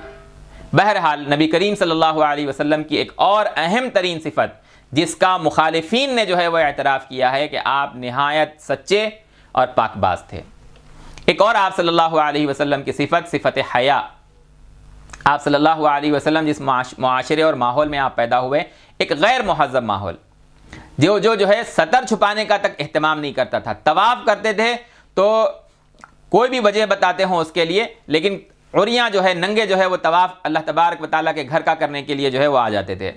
نبی کریم صلی اللہ علیہ وسلم اس معاشرے کے اندر ہمیشہ پاک باز رہے۔ آپ صلی اللہ علیہ وسلم ہمیشہ حیا کے دامن کو آپ صلی اللہ علیہ وسلم نے ہمیشہ جو ہے وہ تھامے رکھا۔ حضرت عبداللہ ابن مسعود رضی اللہ تعالیٰ عنہ سے نبی صلی اللہ علیہ وسلم کا ارشاد منقول ہے، اذا لم تستحی فاصنع ما شئت۔ انسان کے اخلاق کے اندر حیا اہم ترین صفت ہے، جب حیا ختم ہو جائے تو پھر آدمی کچھ بھی کر سکتا ہے۔ پھر یہ صحیح بخاری کی جو ہے وہ حدیث ہے۔ حضرت ابو سعید خدری رضی اللہ تعالیٰ عنہ کہتے ہیں کہ کان النبی صلی اللہ علیہ وسلم اشد حیاء من العذراء فی خدریہا، ایک کنواری دوشیزہ، ایک کنواری لڑکی جتنی حیادار ہو سکتی ہے اس سے کہیں زیادہ آپ صلی اللہ علیہ وسلم جو ہے حیا کی صفت سے متصف تھے۔ سچائی آپ صلی اللہ علیہ وسلم کے اندر، حیا آپ صلی اللہ علیہ وسلم کے اندر تھی۔ بتوں سے آپ صلی اللہ علیہ وسلم جو ہے وہ سخت نفرت کرتے اور بیزاری جو ہے اس کا اظہار کرتے۔ آپ صلی اللہ علیہ وسلم اس معاشرے میں ایک اور برائی تھی، شراب عام تھی، اور آپ صلی اللہ علیہ وسلم شراب کے پینے سے سخت نفرت کرتے تھے اور اس سے دوری بنائے رکھتے تھے۔ قرآن مجید نے کہا اسلام آنے کے بعد، یا ایھا الذین آمنوا انما الخمر والمیسر والانصاب والازلام رجس من عمل الشیطان، کہ یہ شراب، جوا، شرک کے لیے جو شرکیہ جو مراسم جو ہے وہ نصب کیے جاتے ہیں، بتوں کو نصب کیا جاتا ہے، یہ سب جو ہیں یہ گندے چیزیں ہیں اور شیطان کے اعمال میں سے ہیں، ان سے بچو، اسی سے تمہیں جو ہے وہ فلاح ملے گی۔ اور شیطان تمہیں ان معاملات کے اندر ڈال کر جو ہے تمہارے اندر بغض اور عداوت کو پیدا کرنا چاہتا ہے، اللہ تعالیٰ کی یاد سے اور اللہ تعالیٰ کی عبادت سے جو ہے وہ تمہیں دور کرنا چاہتا ہے۔ فَهَلْ أَنْتُمْ مُنْتَهُونَ، کیا تم جو ہے ان چیزوں سے بچو گے؟ رسول اللہ صلی اللہ علیہ وسلم نے فرمایا اسلام کے بعد کہ اللہ تعالیٰ نے جو ہے شراب کے پینے والے پر، اس کے پلانے والے پر، اس کے خریدنے والے پر، اس کے بیچنے والے پر، اس کو اٹھانے والے پر، اس کے نچوڑنے والے پر، اس کو کشید کرنے والے پر، سب پر اللہ تبارک و تعالیٰ کی جو ہے وہ لعنت کا وہ مستحق بنتے ہیں۔ لعن اللہ الخمر وشاربہا وساقیہا وبائعہا ومبتاعہا وعاصرہا، اسی طریقے سے جو ہے وہ حاملہا والمحمولۃ الیہ، جس کے پاس اٹھا کر لے جایا جا رہا ہے، اٹھانے والا بھی اور جس کے پاس اٹھا کر لے کر جا رہے ہیں، یہ سب جو ہے اللہ تبارک و تعالیٰ کی لعنت کے مستحق بنتے ہیں۔ بعض لوگ کہہ دیتے ہیں کہ جو ہے بھئی ہم پی تو نہیں رہے ہیں، بیچ رہے ہیں، کوئی جو ہے اس کے اندر کشید کر رہا ہے، کوئی جو ہے اس کو اٹھا کر لے جا رہا ہے، اور کسی اور کے لیے اٹھا کر لے جایا جا رہا ہے، یہ سب جو ہے اللہ کی لعنت کے مستحق بنتے ہیں۔ جاہلیت کے دور میں بھی نبی اکرم صلی اللہ علیہ وسلم نے اس لعنت سے اپنے آپ کو ہمیشہ دور رکھا۔ حضرت علی رضی اللہ تعالیٰ عنہ کی ایک روایت ہے کہ نبی کریم صلی اللہ علیہ وسلم سے ایک موقع پر پوچھا گیا کہ حل عبدت وثنا قط، یا رسول اللہ کیا کبھی آپ نے کسی بت کی عبادت کی ہے؟ آپ صلی اللہ علیہ وسلم فرمایا لا، نہیں۔ پھر انہوں نے سوال کیا آپ صلی اللہ علیہ وسلم سے، آپ کے صحابہ نے، حل شربت خمرا قط، کیا آپ نے کبھی شراب پی ہے؟ نبی صلی اللہ علیہ وسلم نے فرمایا نہیں، لا، اور فرمایا ما زلت اعرف کہ ان الذی ہم علیہ کفر، میں یہ ہمیشہ سمجھتا تھا، جانتا تھا، پہچانتا تھا، اس کی پہچان رکھتا تھا کہ یہ جو کچھ یہ لوگ کر رہے ہیں یہ کفر ہے۔ کفر کی تعبیر آپ صلی اللہ علیہ وسلم نے نبوت کے بعد اس کو دی، یعنی یہ غلط کام ہے جن سے بچنا چاہیے۔ اور ابھی میں ما کنت ادری مل کتاب ولا ایمان، ابھی مجھ پر نہ کتاب نازل ہوئی نہ ایمان کی دعوت مجھ تک پہنچی، لیکن اسی وقت سے میں آغاز ہی سے میں یہ جانتا تھا کہ یہ ساری چیزیں، بتوں کی پرستش، شراب پینا کرنا، یہ سب جو ہے برائی کے اعمال ہیں۔ اس معاشرے کے اندر راتوں کو جگ کر گانوں کی جو ہے وہ نشست جمتی تھی، مغنیات جو ہے گانے والی عورتیں جو ہے وہ گانے گایا کرتی تھی۔ نبی کریم صلی اللہ علیہ وسلم ہمیشہ اس سے اپنے آپ کو بچاتے۔ ایک مرتبہ کا واقعہ ہے کہ آپ صلی اللہ علیہ وسلم خود فرماتے ہیں کہ 2 مرتبہ مجھے اس کا خیال پیدا ہوا۔ جب میں بکریاں چرایا کرتا تھا تو ایک موقع پر میں نے اپنے ایک ساتھی سے کہا، چرواہے سے، جاہلیت کے دور میں، جبکہ ابھی آپ صلی اللہ علیہ وسلم نبی نہیں بنائے گئے، آپ کی بالکل نوجوانی کا دور، تو ایک مرتبہ ایسا واقعہ پیش آیا کہ میں نے اپنے ساتھی سے کہا کہ بھائی ایک نشست جمی ہوئی ہے اور میرے ساتھی جو ہے نوجوان اس کے اندر جا رہے ہیں، قصہ گوئی کی نشست ہے وہ، تو اس محفل میں جو ہے وہ شرکت کروں گا، تم جو ہے میری بکریوں کا جو ہے وہ خیال رکھنا۔ نبی صلی اللہ علیہ وسلم مکہ پہنچے، لیکن آپ صلی اللہ علیہ وسلم پر نیند کا ایسا غلبہ اللہ تبارک و تعالیٰ کی جانب سے ہوا کہ آپ صلی اللہ علیہ وسلم اس محفل میں شرکت نہ کر سکے اور مکے ہی میں ایک جگہ کے اوپر آپ صلی اللہ علیہ وسلم سو گئے۔ آپ فرماتے ہیں کہ مجھے نیند سے جگایا سورج کی جو ہے تپش نے، کھلے کے اندر آپ صلی اللہ علیہ وسلم سو گئے، جہاں مکے کی حدود میں آپ صلی اللہ علیہ وسلم پہنچے۔ پھر فرماتے ہیں کہ ایک اور مرتبہ ایسا واقعہ پیش آیا اور اس وقت بھی اللہ تعالیٰ نے میری ایسی ہی حفاظت فرمائی۔ پھر آپ فرماتے ہیں فواللہ ما ہممت بعدها ابدا بسوء مما يعمل اہل الجاہلیہ، کہ جاہلیت کے اندر جو لوگ اس طرح کے برے اعمال کرتے تھے، میں پھر کبھی میں نے اس کا خیال تک مجھے نہیں گزرا، حتی اکرمنی اللہ تعالی بنبوتہ، یہاں تک کہ اللہ تبارک و تعالیٰ نے مجھے نبوت سے سرفراز کیا۔ حاکم نے مستدرک میں اس حدیث کو نقل کیا ہے اور ابن حبان نے اپنی صحیح میں جو ہے اس حدیث کو نقل کیا ہے۔ نبی کریم صلی اللہ علیہ وسلم کے یہ اخلاق بعثت سے پہلے، گانے بجانے کی محفلوں سے دور رہنا، شراب سے جو ہے وہ سختی سے بچنا، آپ صلی اللہ علیہ وسلم کا جو ہے وہ حیا کی صفت سے جو ہے وہ شدت کے ساتھ متصف ہونا، نہایت آپ صلی اللہ علیہ وسلم شرمیلے اور حیا جو ہے کرنے والے تھے آپ صلی اللہ علیہ وسلم، سچائی آپ صلی اللہ علیہ وسلم، امانت داری آپ صلی اللہ علیہ وسلم کے اندر اس درجے تھی کہ مخالف بھی آپ کی شہادت دیتے ہیں آپ کی سچائی اور آپ کی امانت داری کی، اور ہمیشہ اپنے آپ کو بت پرستی سے بچانا، شرکی مراسم سے بچانا، اور ایسے ہی جو ہے وہ ذبیحہ جو ہے جو بتوں کے نام پر جانور ذبح کیے جائیں ان کو کھانے سے سختی سے جو ہے اجتناب کرنا، اور دوسرے لوگ شرک کے اندر مبتلا ہیں تو ان کو اس سے روکنا، یہ آپ صلی اللہ علیہ وسلم کی نبوت سے پہلے یہ احوال ہیں۔ اگلے موضوعات جو ہیں ہم انشاءاللہ العزیز اگلی نشست کے اندر ان پر بات کریں گے۔ حلف الفضول اور حرب فجار، یہ جو واقعات آپ صلی اللہ علیہ وسلم کے پیش آئے، حضرت خدیجہ سے آپ صلی اللہ علیہ وسلم کا نکاح ہوا، ان موضوعات پر انشاءاللہ العزیز ہم اگلی نشست میں بات کریں گے۔ اقول قولی ھذا استغفر اللہ لی ولکم ولسائر المسلمین والمسلمات فاستغفروہ انہ ھو الغفور الرحیم۔